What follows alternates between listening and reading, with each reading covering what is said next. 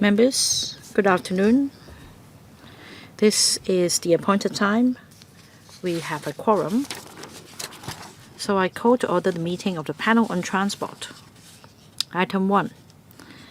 Information paper issued since the last meeting. The Secretariat should have issued the paper to members. Please refer to the agenda.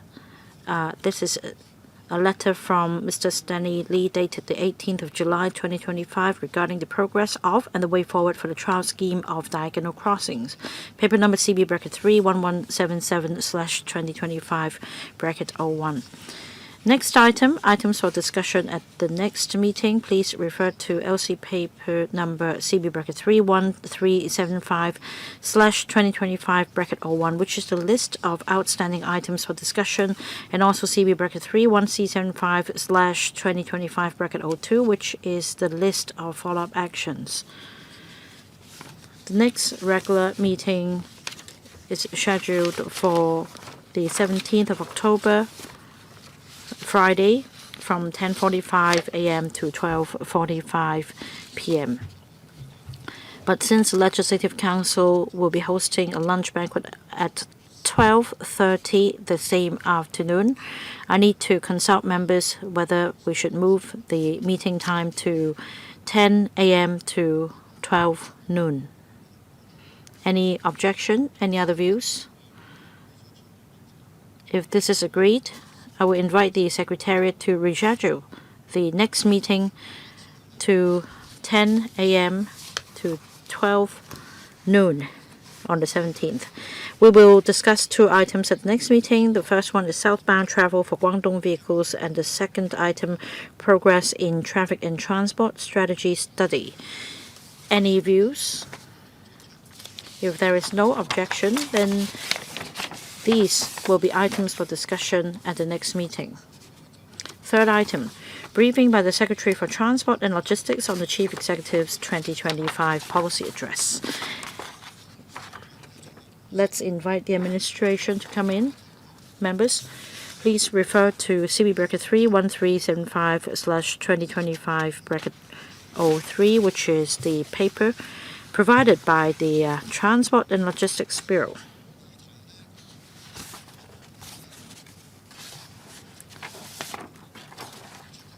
Other members who are not panel members may be interested in this item, so I've invited them to join us as well. So let me welcome Ms. Mabel Chan, Secretary for Transport and Logistics, to our meeting. She is joined by her team. Please refer to the agenda for the full attendance list. I'm not going to go through the list now.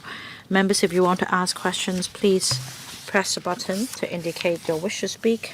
We have reserved 1 hour and 30 minutes for this meeting. Another panel meeting will start at 4:30, so please make sure we observe the speaking time limit. 10 members have indicated their wish to speak. Let me read out the names in this order: Lo Wai Kwok, Michael Tian, Stanley LI, Chan Hock Fong, Gary Chan, Frankie Yik, Chow Siu Chung, Kenneth Lau, Andrew Lam, and Eric Yim. 10 members so far.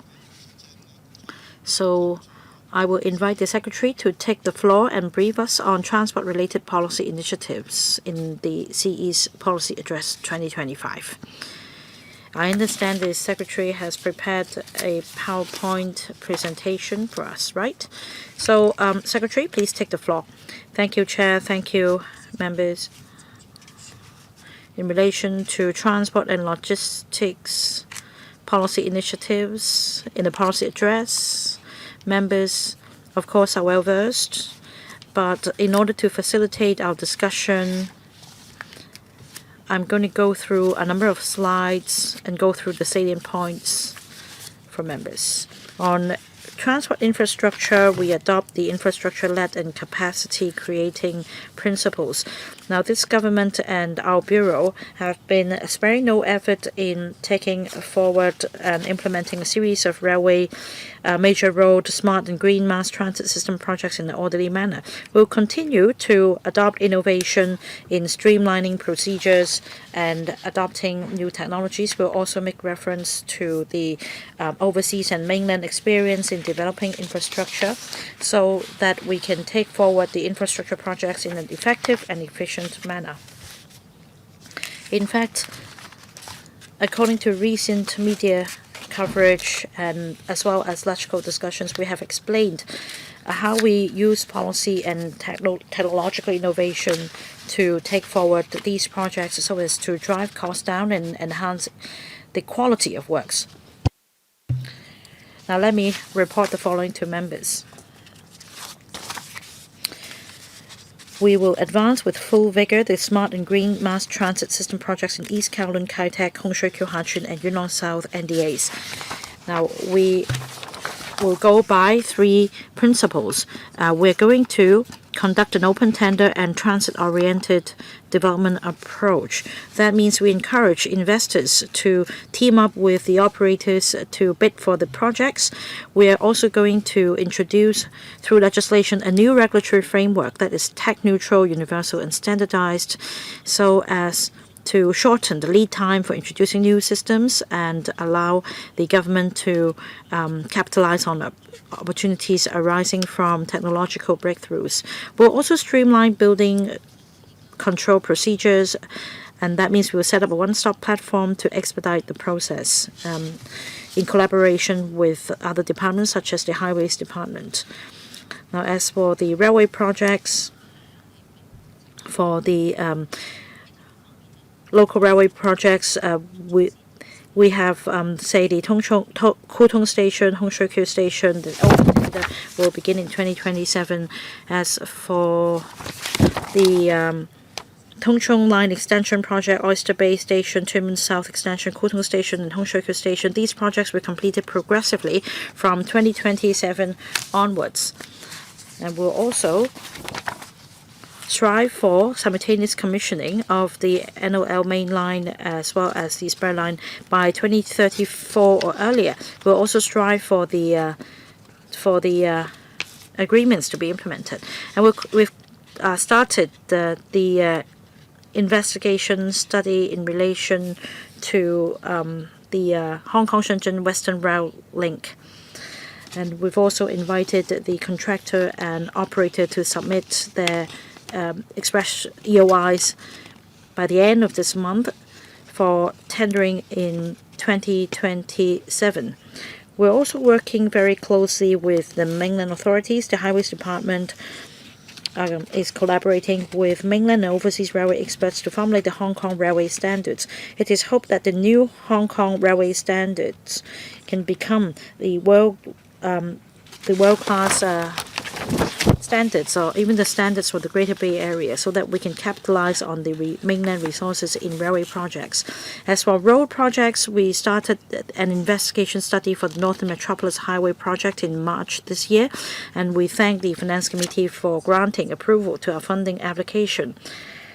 As for the investigation study for Route 11, it has largely been completed. The Ching Long Bridge is prioritized to be taken forward first.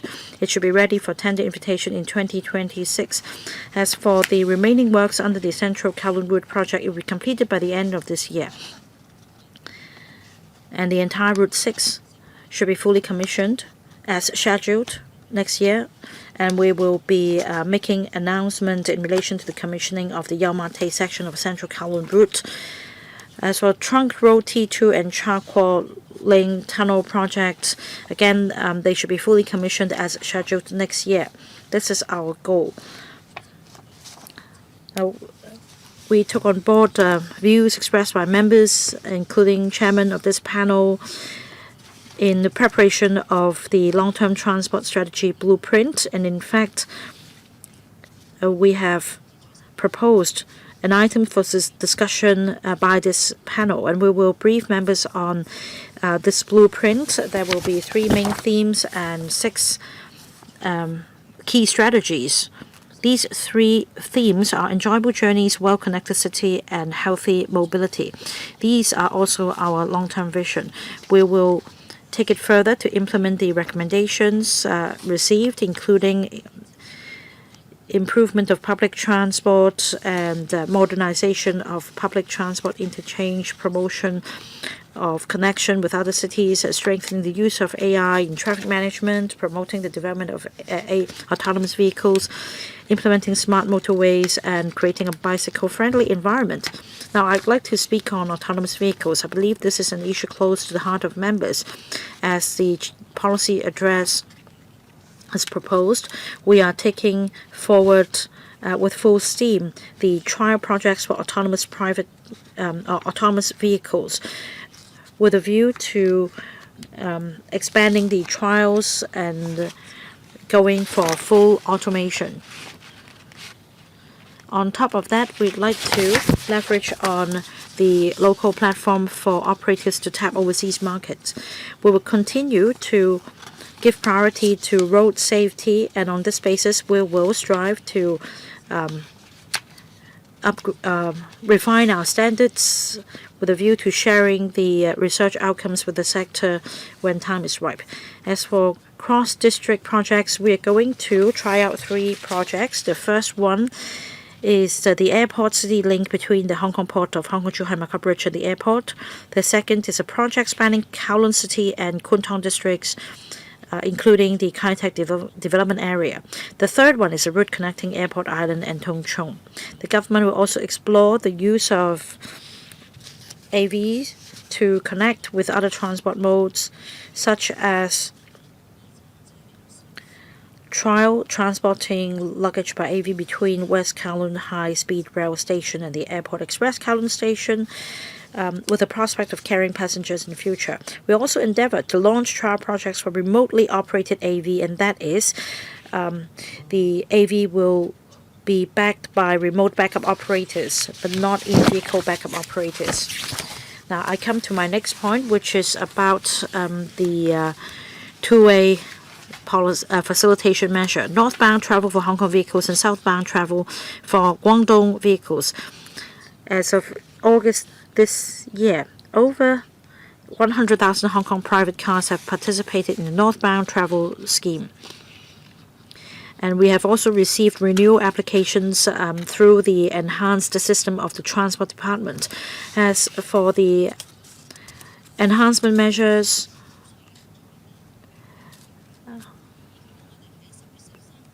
we cancelled the booking requirement on Tuesdays and Wednesdays except specified dates. From the 13th of October 2025 onwards, we will exempt vehicles under the northbound travel scheme from closed road permit application. This is another facilitation measure. As for southbound travel for Guangdong vehicles, we made an announcement in early July this year, and under the scheme, eligible private cars can apply to travel to Hong Kong via the Hong Kong-Zhuhai-Macau Bridge, thereby facilitating mutual visits between residents of the two places and meeting the expectations of mutual engagement. This will help us attract different types of travelers. It will also facilitate visits by relatives, friends, and business partners, which can foster a greater bond between the people. And in fact, I have recently been talking to different sectors, including the hotel and accommodation, food and beverage, as well as the tourism sectors. I hope that a concerted effort can be made to prepare some guides for tourists. So for southbound travel for Guangdong vehicles, we will give a more detailed presentation later to the panel. The next point is about automated car parks at the Hong Kong port of the Hong Kong-Zhuhai-Macau Bridge. Will strive to implement the system in November. The last point is about technology application, and that is AI. The Transport Department is leveraging on technologies such as AI and big data analytics so as to enhance efficiency and implement the Smart Regulator program. There are over 20 online services provided by the Transport Department, and on top of that, the Transport Department has introduced the e-licensing portal, one-stop platform, the International Driving Permit Self-Service Kiosk, and the e-auction. We've also applied AI technology to assist in processing online vehicle license renewal applications. This can reduce the processing time for applications from 10 working days to within 3 working days. The Transport Department will continue to extend the use of AI to more types of licensing services. The Transport Department will also consider combining AI and big data analytics so that a consolidated platform can be set up. And in fact, I joined the panel on delegation to visit the mainland city, and we examined their traffic management or smart traffic management system. Now, we have learned from their experience, and in order to provide more flexible traffic management, we're going to pave our way for the establishment of this smart platform. We're going to publish the blueprint, which will cover the use of big data, analytics, AI, etc. in real-time monitoring and management, or management and monitoring of real-time traffic, so that we can provide more information to commuters. I've gone through several slides, Chair, which provide the salient points on the transport-related policy initiatives. We'll be happy to take questions from members. Thank you, Secretary. The floor is now open for questions. Members who are waiting to speak are as follows. There are 13 of them. I have to manage the time, so let's do 4 minutes for each member, questions and answers inclusive. We start with Dr. Lo Kwok. Thank you. The policy address this year deals with transport and logistics extensively. There are measures on roads, railways, among other infrastructure projects. The PA also proposes the use of new technologies, including artificial intelligence. We support these measures. Now, back to reality. There are challenges confronting motorists. First, the cross-harbor tunnels. The rationalization proposal has spread out the traffic, but all 3 tunnels are at capacity. No amount of spreading out will do any good. The summer holidays are behind us. The congestion has got worse than before. We used to have the 4th route. After the Kaoyuqiao reclamation project, you will have not just land for housing and commercial activities. With Kaoyuqiao, we would have had an extra route in the west going from New Territories west to Hong Kong Island, but this project is now shelved. We get it. We support this decision. We have to focus on the northern metropolis. So the 4th route is gone. And we see what's going on with the 3 cross-harbor tunnels. The rationalization will not do any good now. So what do we do about it? The other challenge is parking spaces. The government pledged more parking spaces. But the shortage of parking spaces is particularly bad for commercial vehicles. It's 3 vehicles for every 2 parking spaces. We have goods vehicles, coaches. The shortage has got worse. That's because some brownfield sites will be taken back.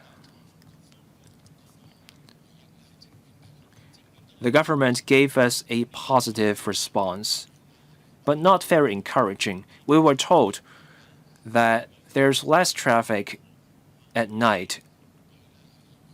So the idea was to allow commercial vehicles to park on the road overnight. They have to leave during the day. So that should make life easier for commercial vehicle drivers, and they don't have to worry about getting ticketed overnight. So can we have a more proactive proposal or an update on this point? So 2 challenges. So the 4th route and parking for commercial vehicles. I thank Dr. Lo for his questions. I want to start with the point about parking. We just adjusted the parking meters fees. At the council meeting, Dr. Lo brought up the point about parking for commercial vehicles. Commercial vehicles play a crucial role in our economy. As Dr. Lo rightly pointed out, we used to have parking spaces on short-term tenancies. Those parking spaces are gone. So now there are fewer parking spaces going around for commercial vehicles. At that council meeting, I made a pledge, and I will be personally getting the transport department and relevant departments, including the housing department and the lands department,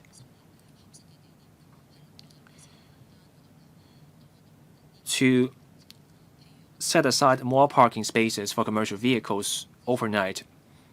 Those spaces can be in housing estates.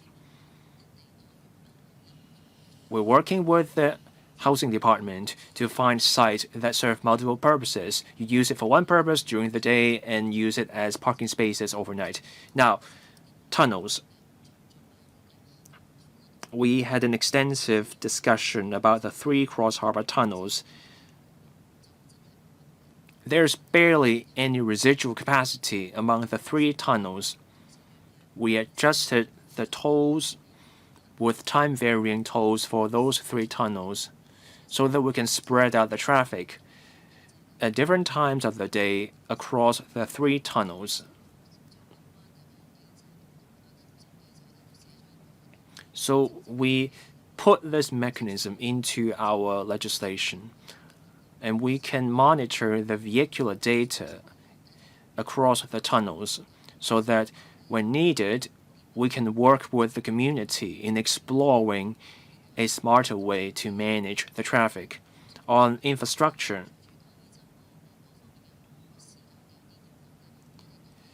there are now changes to the Kaoyuqiao project. So we will review our demographic changes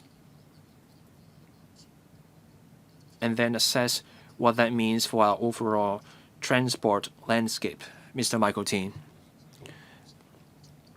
Secretary, we spent 3 hours listening to the policy address.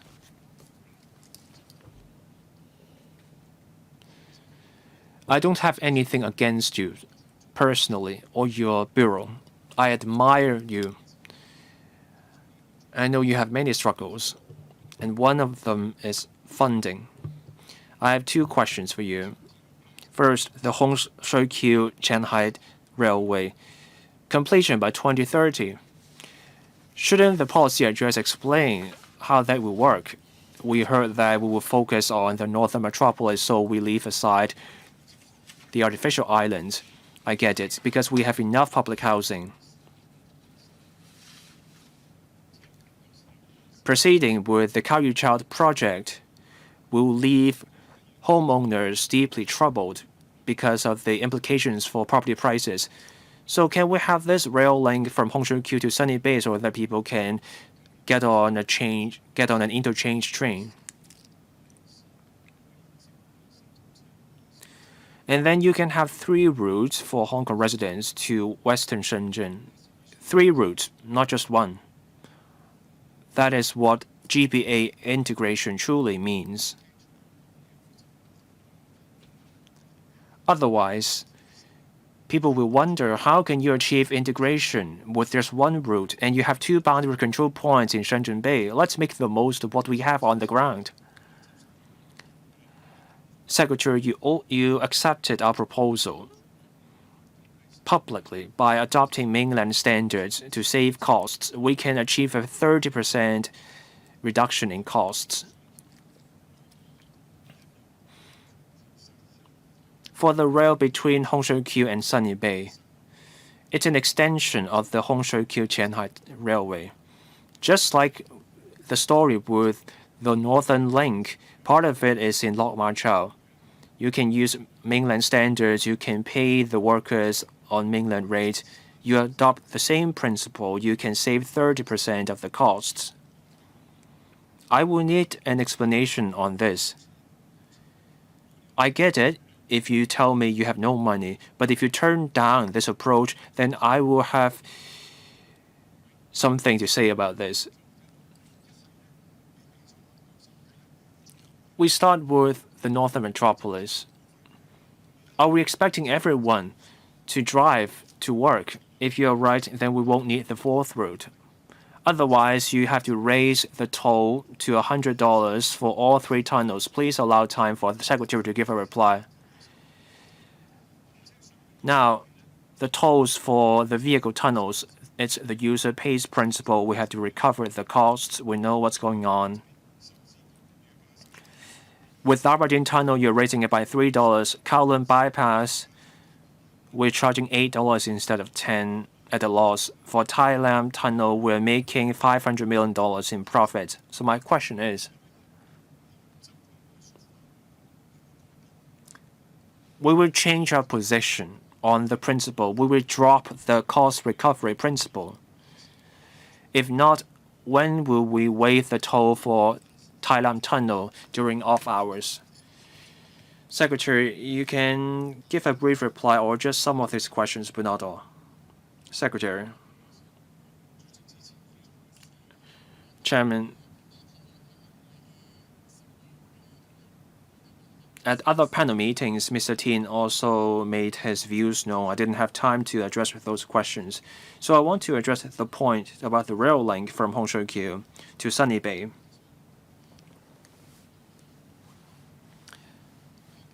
Here's what I want to say.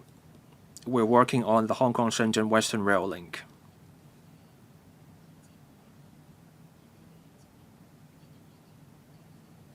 We want a rail link to enhance our connectivity with the mainland, and we want something that can facilitate commute for people. We will give active consideration to such an idea. Mr. Michael Tin and other members, such as Mr. Gary Zhang, proposed a rail link from Hon Stanley to Sunny Bay. You can do a viaduct or a tunnel. Either way will involve huge distances. We have to assess the costs. This applies to any infrastructure project. We incorporate the best elements into our railway standards. We want greater quality. We also want to use the latest technology to drive down the costs. That's our goal.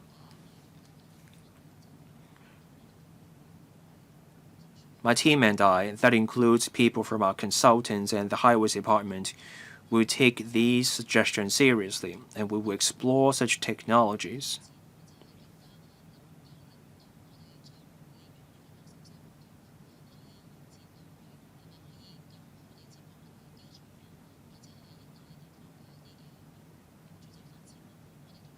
We will give consideration to any proposal that can better connect our housing project and the Hong Kong-Shenzhen Western Rail Link. We give thought not just to heavy rail links, but also to the smart and green mass transit systems and also autonomous vehicles. So we have to be technologically prepared. Once we have new ideas, we will be happy to share them with members and look into them. What about the tunnel tolls? Sorry, you're out of time. We'll see if we have time for the second round. Mr. Stanley LI.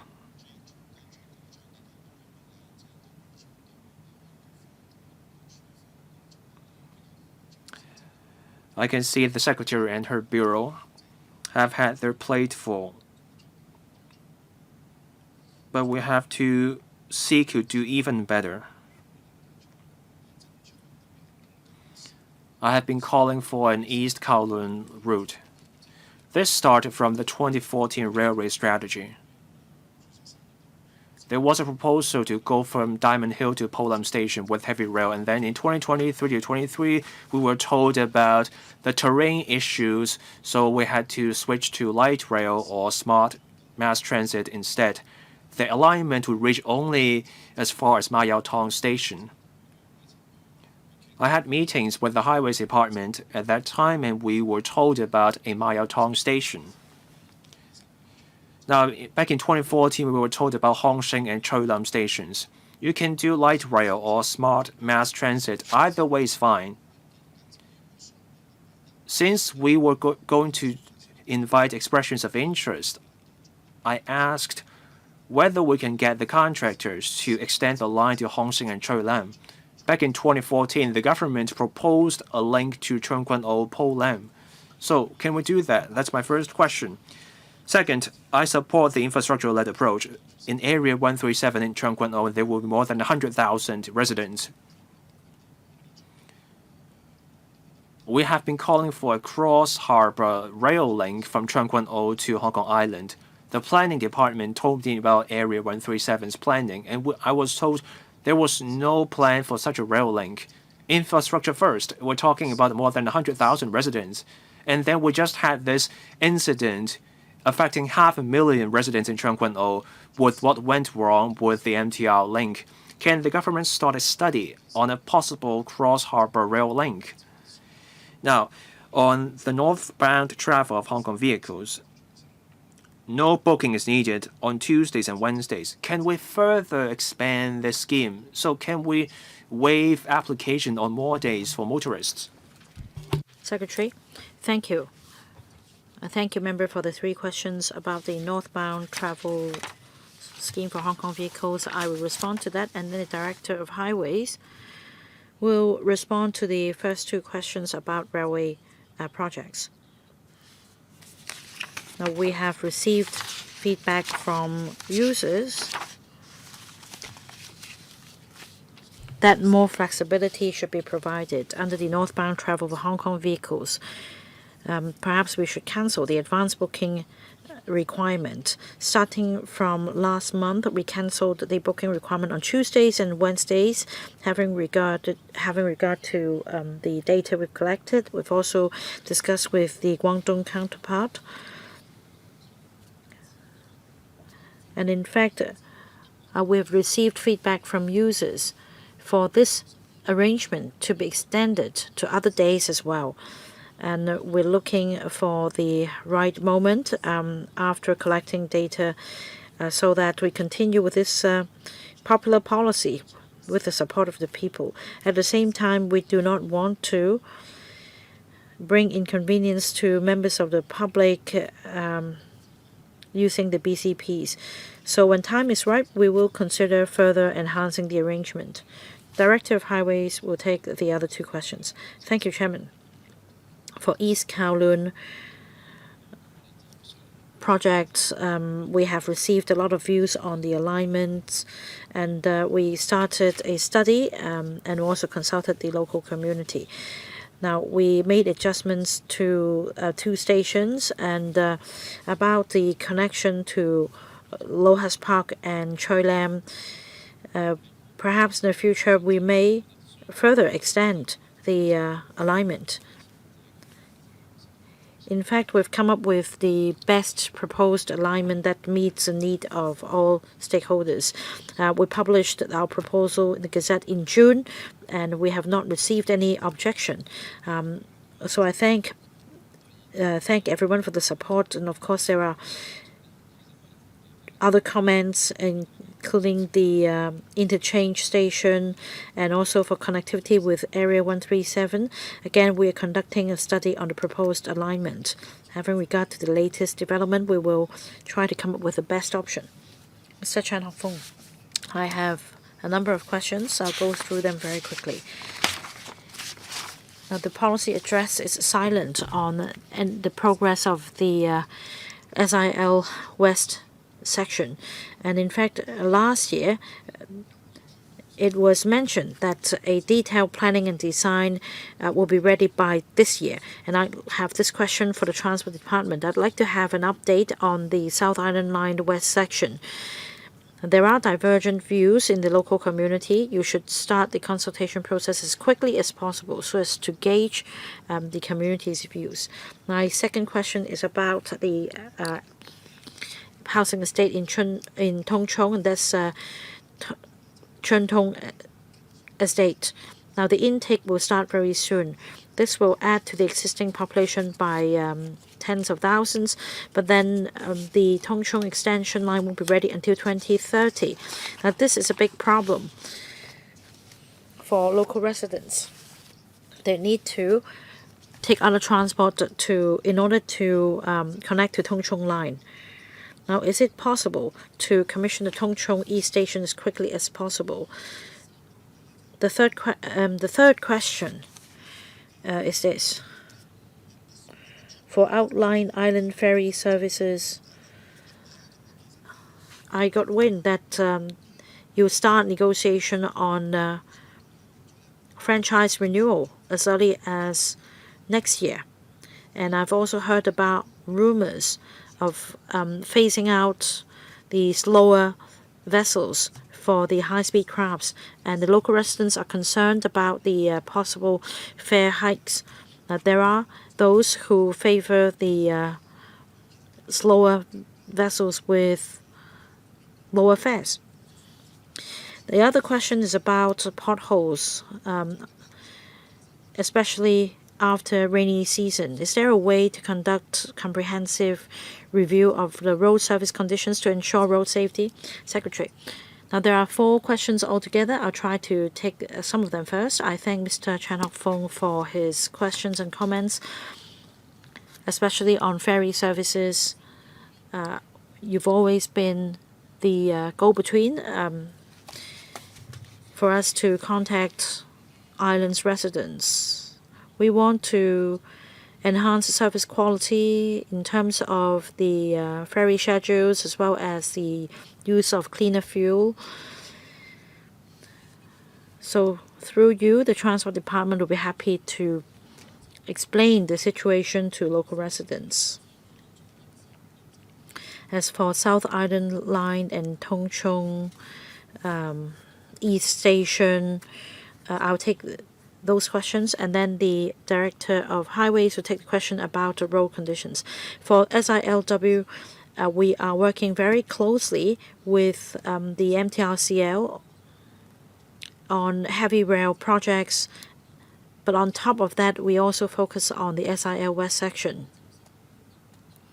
As I understand, we've started a discussion with the MTRCL on the proposed alignment, and likewise, instead of taking forward a heavy rail project, we will adopt a green mass transit system or light rail system as well.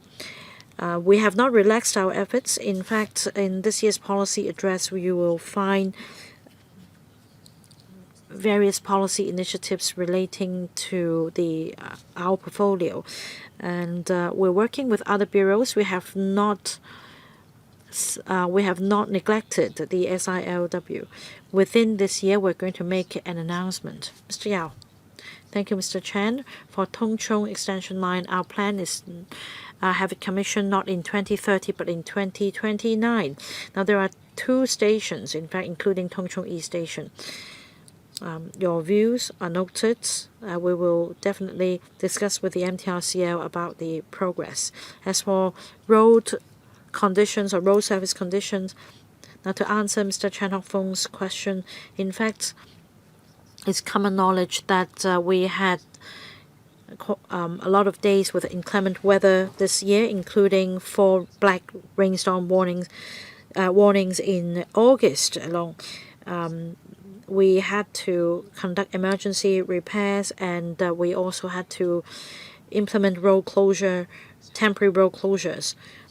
Now, we do carry out resurfacing works. I'm not going to go through the details here in the interest of time, but we do use new materials. As I mentioned, we use a new type of asphalt in our repaving work, and we also adopt a new method Instead of breaking up concrete and repaving, we adopt a new method. Only a thin coating of asphalt is required.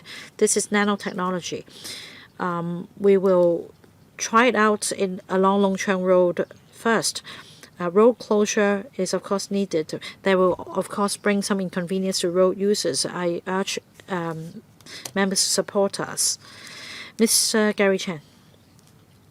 Thank you, Chair. According to the policy address for railway projects, they will be taken forward in a progressive manner. And meanwhile, we have, say, projects in Tung Chung Line Extension, Oyster Bay Station, Tumen South Extension, Kutong, Hong Shou Kyu Station. But I see one station missing is Pak Shek Kok Station. Now, according to recent media reports, there are rumors that this has been put on the back burner. I want the Secretary to clarify the situation once and for all. The second point is that the Pak Shek Kok Station was first floated in the Policy Address 2022. It's been 3 years. And so far, we have not received any update.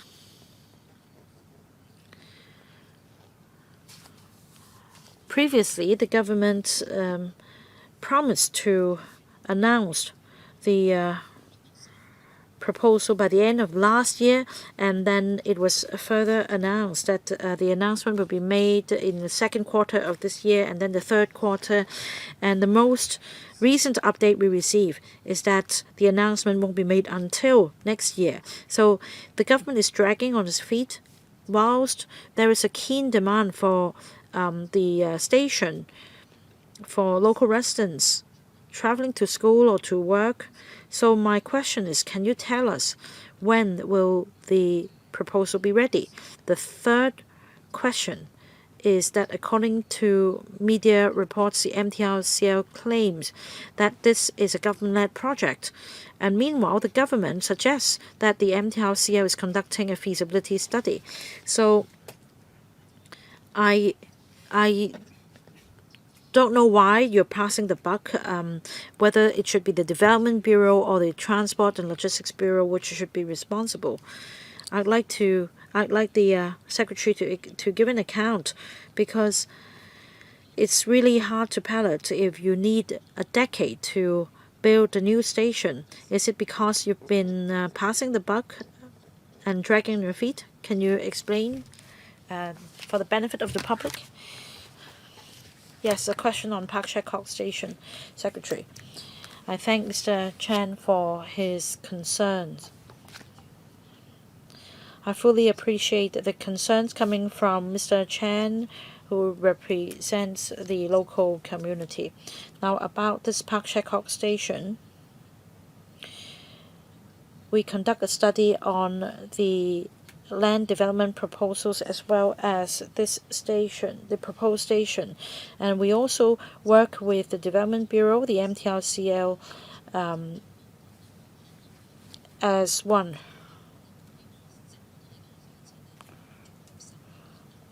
We want to make sure that comprehensive development takes place, including Pak Shek Kok Station in the area. Now, we also mentioned heavy rail projects in the paper. That means we take a railway-led approach in taking forward development. We work with the Development Bureau in a seamless manner. The Development Bureau earlier remarked that for Pak Shek Kok development, the site might be more suitable for private development, and that in terms of other supporting facilities, adjustments may be needed, and that is why more time has been spent on the relevant study. As I understand, progress has been made in the discussion with the MTRCL, and we are now in the final furlong. We expect that after completing all the necessary procedures, we can make an announcement about this Pak Shek Kok development in the first quarter of next year, and by then we can disseminate more information, including information from the Development Bureau. So be reassured, we are keeping in view our target so that we can meet the target of commissioning in 2023. And I believe the Development Bureau will likewise explain the same to the public. I hope that reassures Mr. Gary Chen. Next, Mr. Frankie Yek. Now, I will go in the order of the information in the paper. First, the transport and traffic strategy study. First, better use of parking spaces. So, I'm trying to make sense of this. Does it mean more automated parking systems? Or will there be new measures? Next, paragraph 14, letting in Guangdong vehicles. There should be strings attached. So, you should only authorize the entry if you have just one driver for each vehicle so that we prevent the illegal carriage of passengers for reward. Now I turn to paragraph 19, and that is working through the Smart Traffic Fund to pilot mobility on demand minibus services. But I know this scheme is limited to remote areas. But we have hundreds of idle red minibuses. We have been raising the matter for quite a while. I hope there can be government measures to help make use of those idle red minibuses.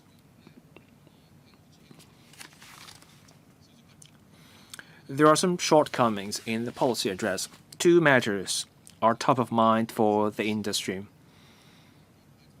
First, the shortage of drivers, professional drivers. That's not discussed in the policy address. Second, the shortage of parking spaces, especially for commercial vehicles. Again, the policy address is silent on this.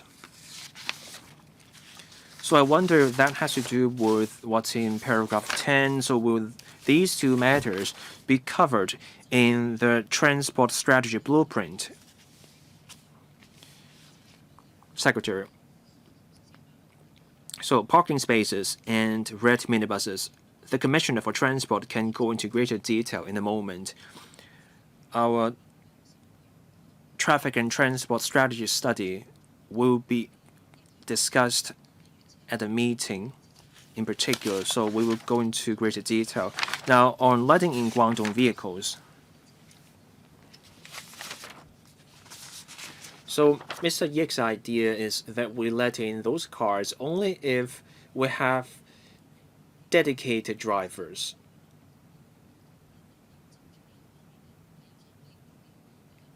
The regulations we're working on will cover the drivers.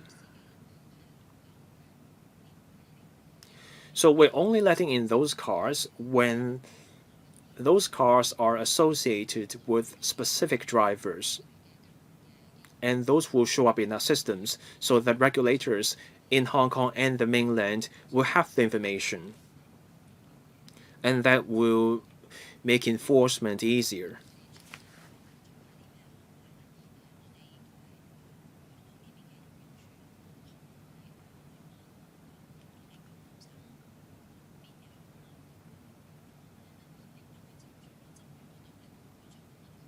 The Immigration Department and Customs and Excise on the Hong Kong side will also work with the public security authorities on the mainland side. So we will have an idea of the number of people applying under the scheme. Commissioner for Transport.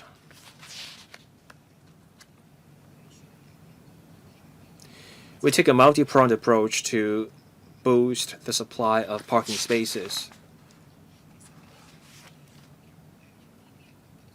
On making use of space as parking spaces, pick-up drop-off points during daytime may be converted into nighttime parking spaces. This is something we're exploring. To give you one more example, we're promoting automated parking systems. those systems work better for private cars. Commercial vehicles have yet to benefit from this arrangement.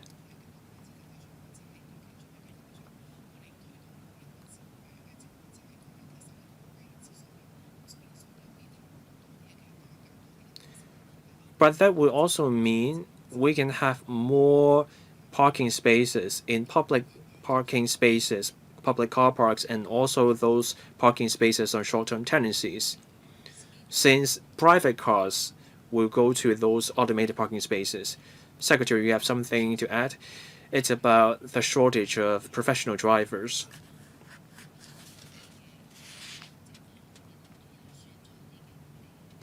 We have brought in outside drivers for minibuses and cross-boundary buses. They're doing fine and they ease the shortage of local drivers. We will keep an eye on the local labor market. We will remain in touch with the transport sector as we keep under view the demand and supply.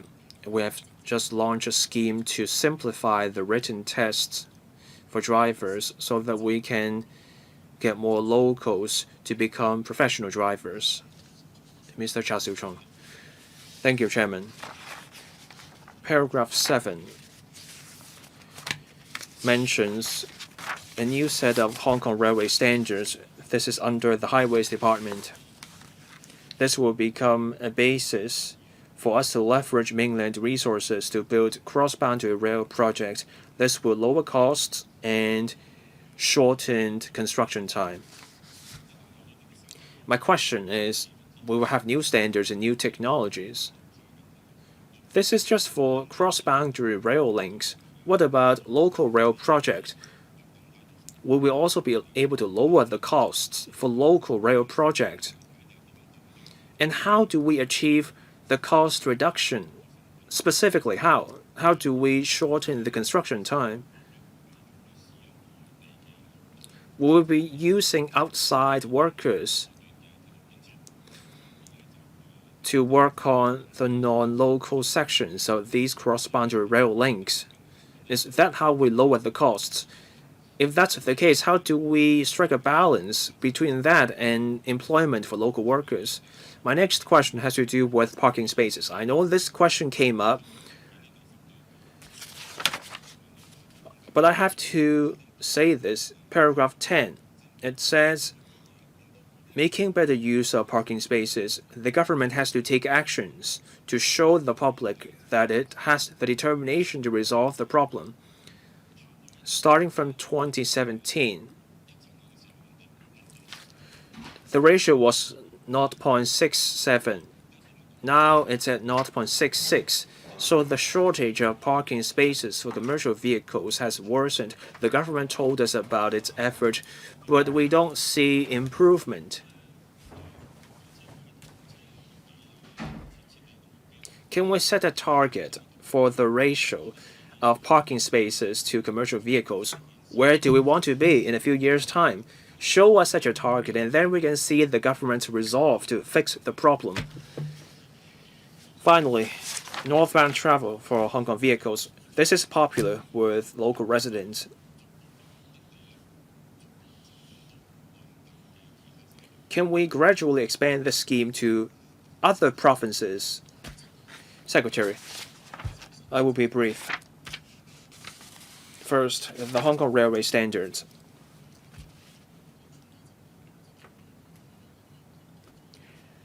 We are working with the Highways Department on a set of Hong Kong Railway standards.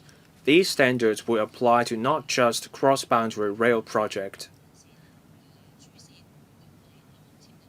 We just executed the agreement for Phase 1 of the Northern Link project. We hope Phase 2 will come soon for the spur line so that the new railway standards can apply to Phase 1 of the Northern Link mainline project. As for the green and smart mass transit system, these will be new projects, so the new standards will apply.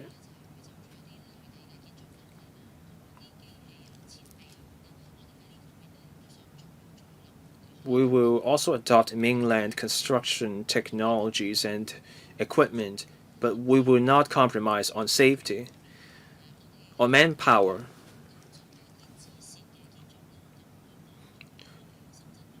for the spur line project, if a rail project starts in Shenzhen and it crosses the median line between Hong Kong and Shenzhen and deep sea drilling is involved, then there's room for us to explore engaging mainland construction contractors. We can explore getting those mainland contractors to finish the job. We will take a targeted approach and only adopt this approach in specific circumstances. On northbound travel for Hong Kong vehicles, we will further enhance the arrangement. I cannot go into detail in the interest of time. Now, on parking for commercial vehicles,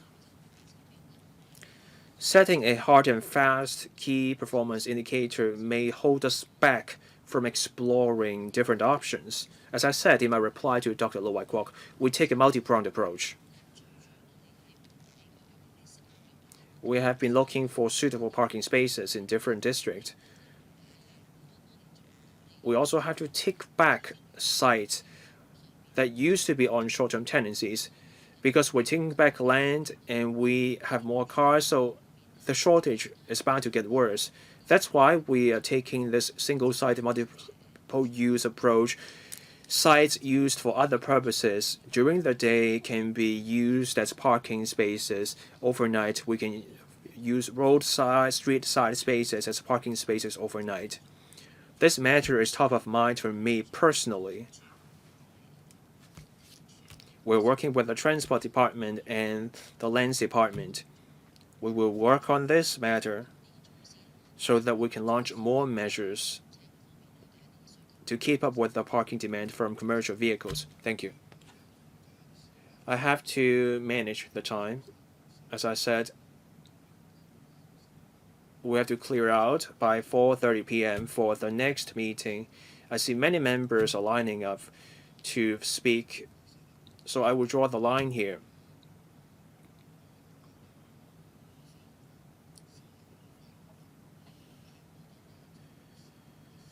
So let's stick to your time limit of 4 minutes. If you cannot get a reply here on the spot, there are other occasions you can follow up the matter on. I believe the administration will be happy to give you a response on other occasions. So let's start with you, Mr. Kenneth Lau. Let's stick to the 4-minute time limit. I have to manage the time because we have to clear out for the next meeting. Mr. Kenneth Lau.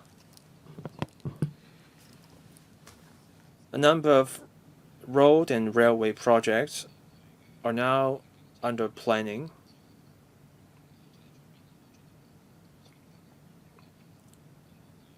Those projects will be delivered, so I hope the government can follow up on each project and monitor the delivery. And these projects will support Hong Kong's future development.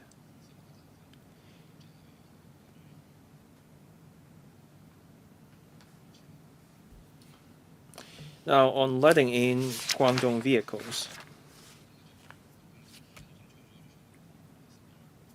So this scheme will kick in November. This will foster the connection of Hong Kong and the rest of Guangdong. There are high hopes for this scheme. Can the government tell us about the advanced preparations for the scheme? We will have to review all our transport measures and facilities, such as road signage and parking spaces. Motorists in the mainland are used to smart driving, but that's absent in Hong Kong, and then we also have the left-hand drive versus right-hand drive problem. We used to stick to the British model. We have roundabouts, but roundabouts are absent in the mainland. So we have to get the scheme right for letting in Guangdong vehicles. After all, this will foster exchange between Hong Kong and the mainland. So can the government tell us about its plans? So at the next meeting, we will discuss specifically the southbound travel for Guangdong vehicles. So a brief reply will do for Mr. Kenneth Lau's question. Secretary, thank you, Mr. Lau, for the questions. These are very good questions. We want to facilitate mutual visits in terms of road use, vehicles permitted to travel on them, the motorists, etc. We want to implement facilitation to promote integration between the two places, and that is why we are working on the details of interfacing of the two systems. We are also conducting trials. Now about the road system in Hong Kong, we go by the international standards, but we also have some unique features, such as roundabouts, and we also have we go by the left-hand driving rule, but we also have vehicles adopting right-hand drive, and that they can easily adapt to the roads in Hong Kong as well. Now, in terms of the road condition and road design, we are preparing leaflets and short video clips, and we will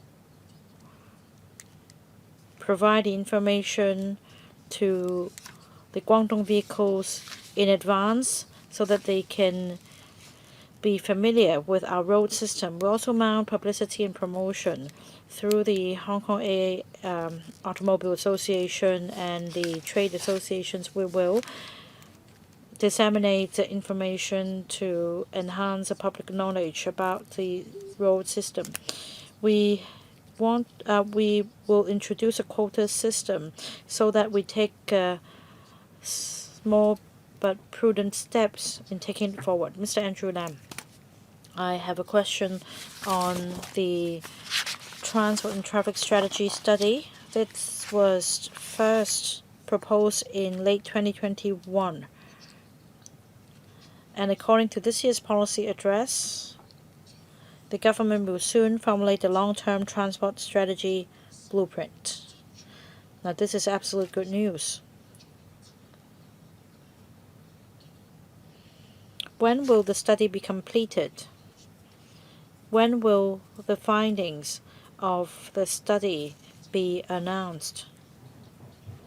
Now, I'd like to make a few points. The first is this.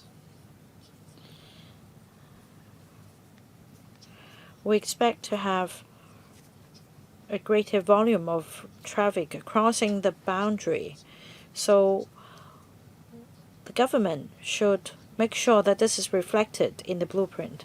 Now, you mentioned the three major themes in the blueprint with 6 key strategies.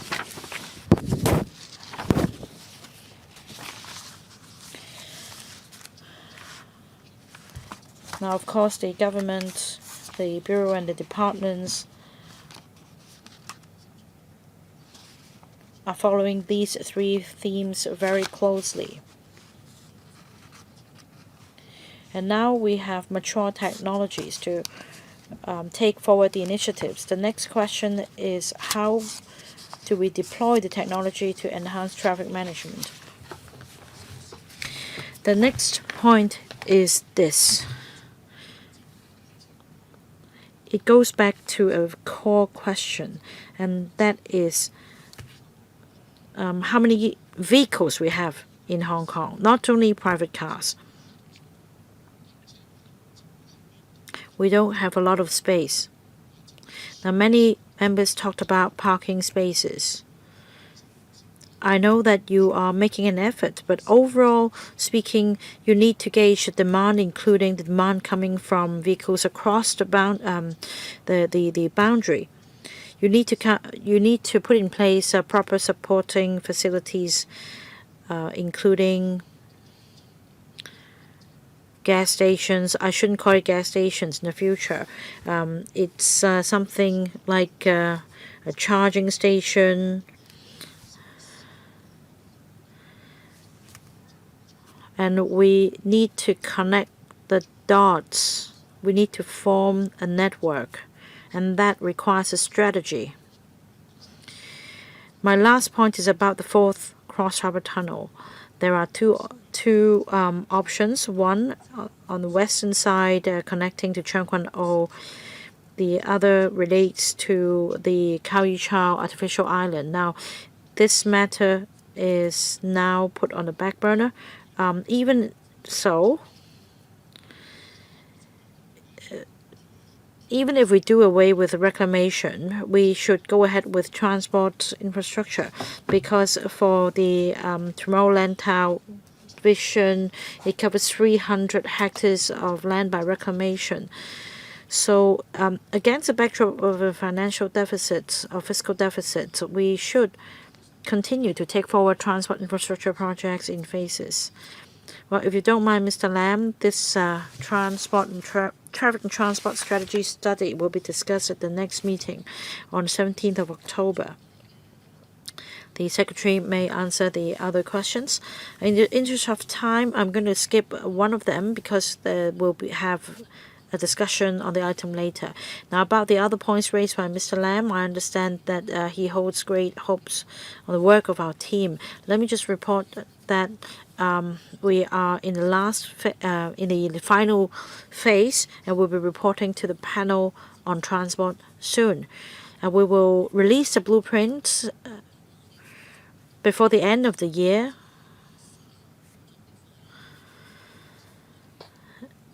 And I would also like to brief members of this panel as quickly as possible so as to seek your invaluable input. Now, what I learned from Mr. Lam is that he wants us to be visionary, and he wants us to consider things at the macro level. So we'll go back and consider your views.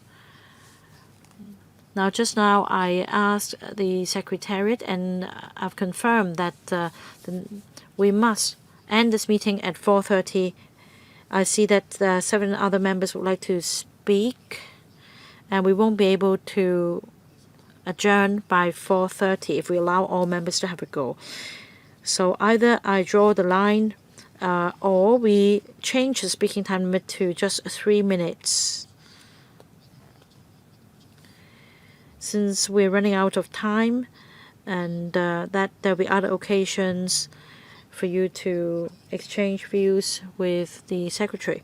So how about that? Just 3 minutes for each member so that everyone can have a go. We need to pass the room to the next panel at 4:30. Sorry, Secretary. Mr. Eric Yim. 3 minutes, Q&A inclusive. Thank you. I had 2 questions, but I'm going to ask just one.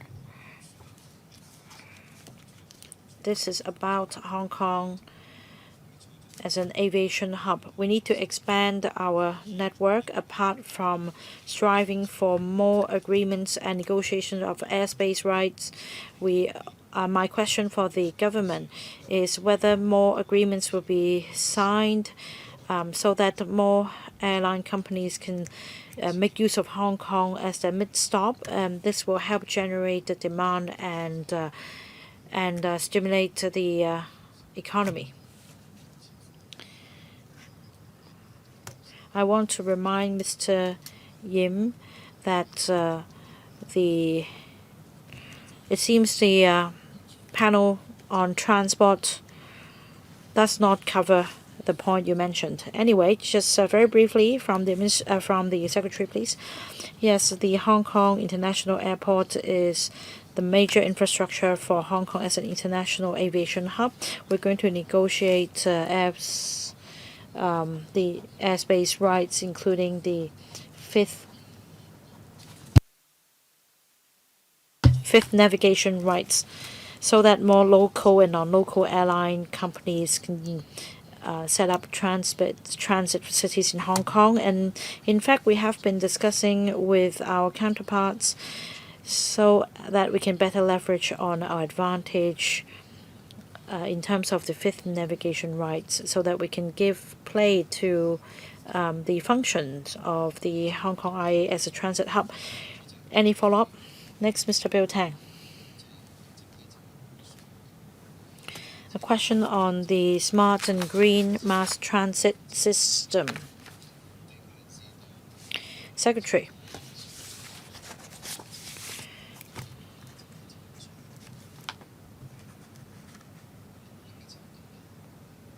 I'd like to express the views on behalf of the local community. We really appreciate your Bureau and the Transport Department for listening to the views of the community and working on the matter at great speed.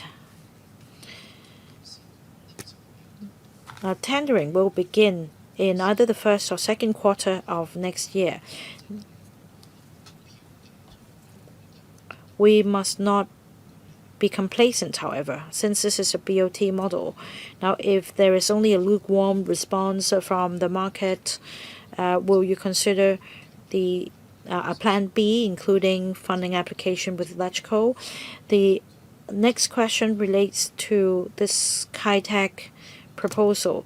I've heard from the media that it's again going to be a BOT. Will you consider asking the contractor to further extend the alignment to cover not only Kai-Tak but to Kowloon Bay and Kwun Tong, so that we can reinvigorate the CBD in Kowloon East? The last point is that according to the list of KPIs in 2026, you're going to submit a bill to the Legislative Council regarding a regulatory framework for different mass transit system technologies and operators. Secretary, I thank Mr. Bill Tang for his comments. We, of course, need to work with the members in garnering local support, and definitely we will continue to adopt innovation and will not be complacent in terms of the alignment and the technology to be adopted. We need to come up with different scenarios in our proposal. We're not starting from scratch. We invited EOIs before. We engaged the contractors, operators, land developers, and we've continued to listen to their views so that we can optimize the tender document for tendering by the middle of next year.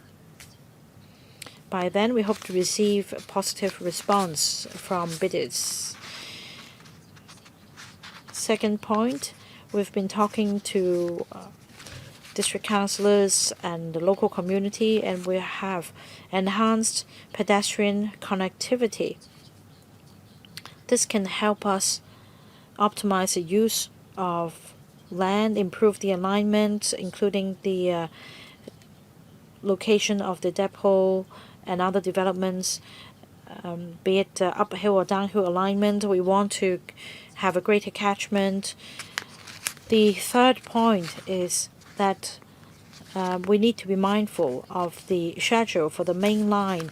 At the same time, we understand there are aspirations from the local community on possible extensions. So when we conduct a technical feasibility study, we'll keep them in mind as well. Mr. Gary Zhang. In all fairness, there are lots of transport-related initiatives in this year's policy address. There are projects that have started from the drawing board and have come up with a timetable, etc. There are two highlights, for example, online ride-hailing service as well as smart and green mass transport system. I believe that the relevant policy initiatives are comprehensive in this year's policy address. Now, I'd like to talk about autonomous vehicles. This is the irreversible trend. It will happen in Hong Kong sooner or later. We need to prepare in advance. We should grasp the opportunities. We should be the leader.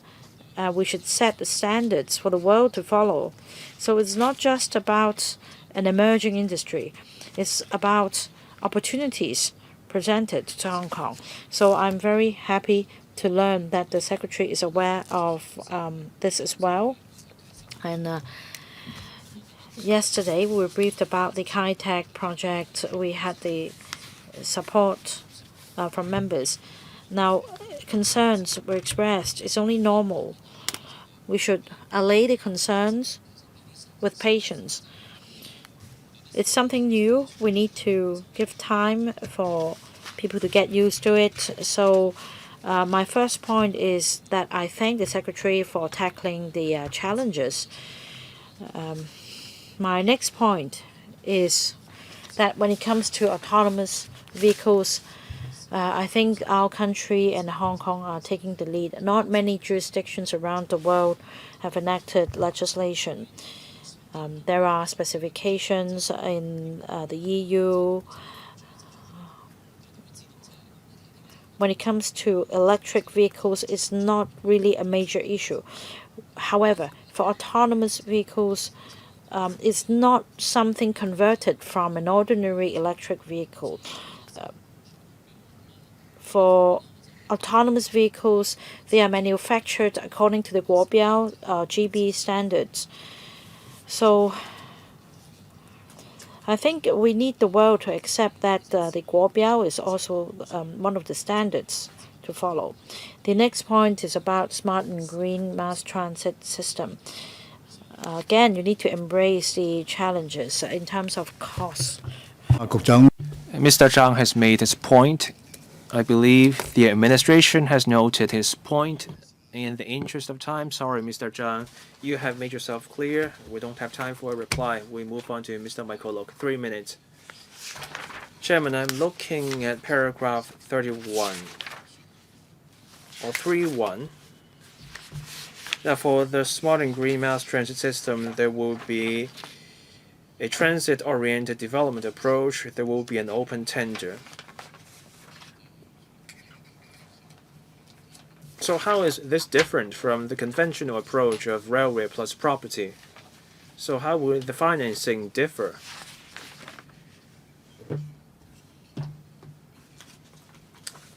I'm following the development in Hongshouqiu. We have the light rail transit and the MTR buses known as K buses for Hongshouqiu Hachun. The shuttle buses are free. Local residents welcome new transit systems, but they're worried that the existing free shuttle services will be gone, and in their place, they will have paid services only. So can we have massive discounts for the residents? Mr. Michael Lok, can you just stop at this point and let the government give you a reply?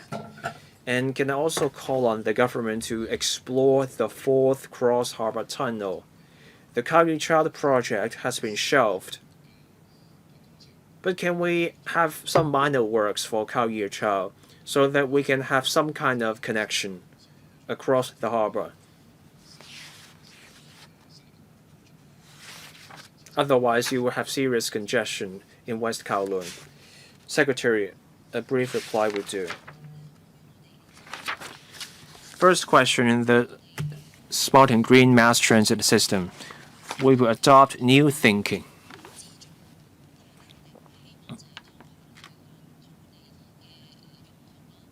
We offer land at concessionary rates. We want to see comprehensive development so that we can get more people to take the new transit systems. The new transit system will be cheaper than heavy rail project.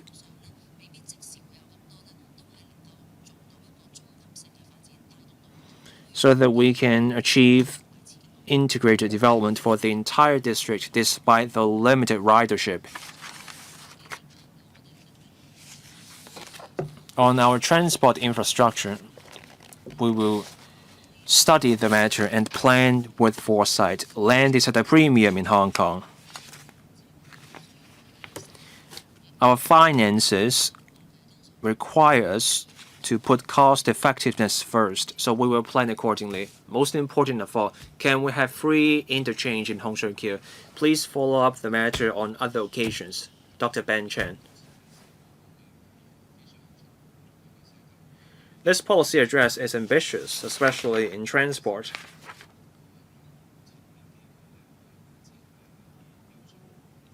There will be new railway standards. There will be GBA standards.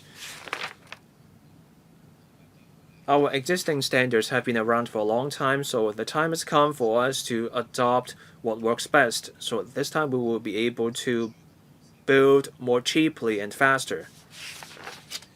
The policy address also mentions rapid progress in autonomous vehicles.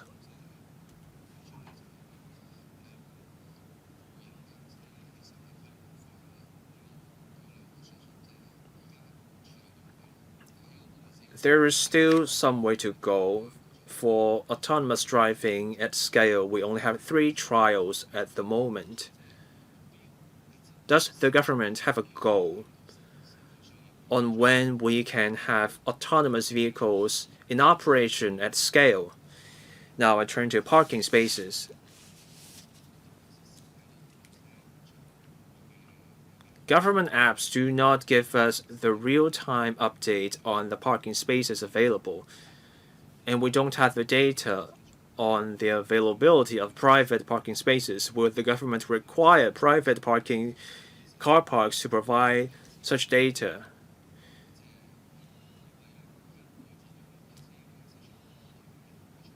There are long queues outside every commercial car park, and that's affecting the traffic. So will there be restrictions on such concessions at the commercial car parks? Now I turn to letting the scheme to let in Guangdong vehicles. What if this mainland vehicle breaks the law or gets ticketed? How do we ensure those vehicles pay their fines before they leave? So we will have a dedicated discussion on the southbound travel for Guangdong cars at our next meeting. On parking, we have to put in more work. We need the hardware.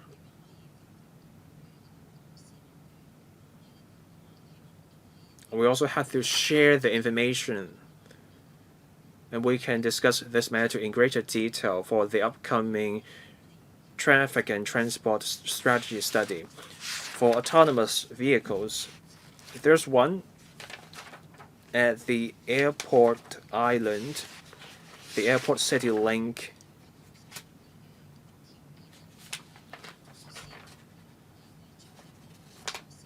We will be able to conduct a trial at the airport city link. From what we know, the airport authority is looking to start the trial early next year and then put it into commercial operation. Thank you. Mr. Perry Yu.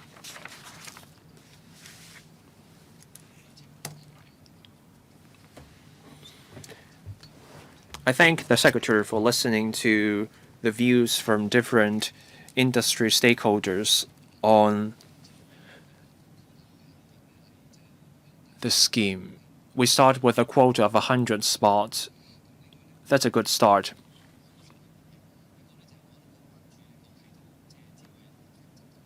Now for the smart and green mass transit system in Kai-Tak. As Mr. Bill Tang said, I wonder if we can extend the alignment. Our mass transit system should serve not just commuters but also tourists. I wonder if this can be put inside the tendering document. Now, paragraph 13.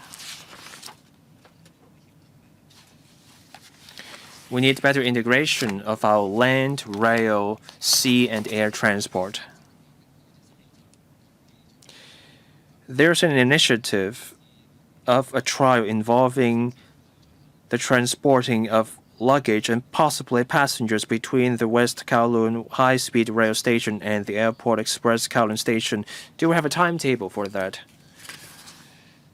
Now, for the green and smart mass transit system in Kai-Tak, there are a few sites near the cruise terminal. The proposed route will go past the Kai-Tak Sports Stadium and also an art square. So this alignment will serve the needs of commuters and also serve tourists. This means it will foster tourism.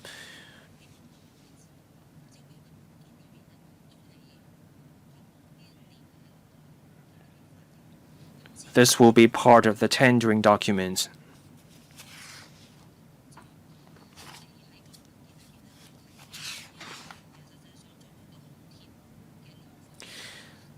On the initiative involving the West Kowloon High-Speed Rail Station, we want better connection between the airport and the rail station. So in the upcoming TTSS, there will be something on autonomous vehicles. We hope we will be able to share a timetable with members. Mr. Ambrose Lam.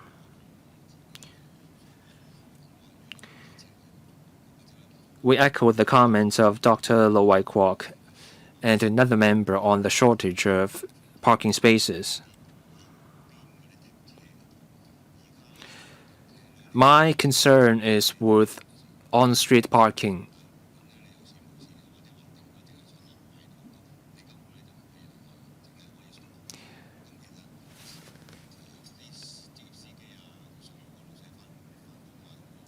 The problem with on-street parking is that the driver has to be with the vehicle, whether it's double yellow line or single yellow line.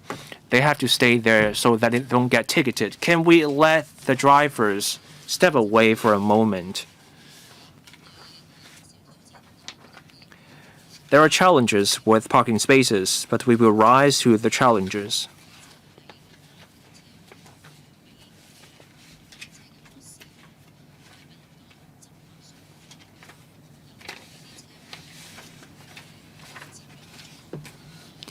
We have to find suitable sites.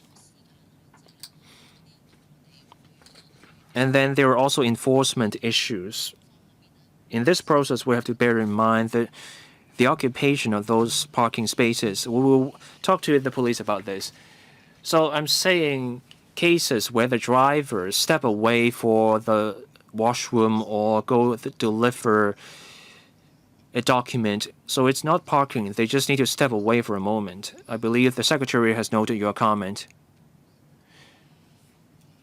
So I thank all members for their understanding. We conclude the discussion of this panel on the policy address. Any other business? There being no other business, I adjourn the meeting here. Thank you. I thank the Secretary and her team for joining us.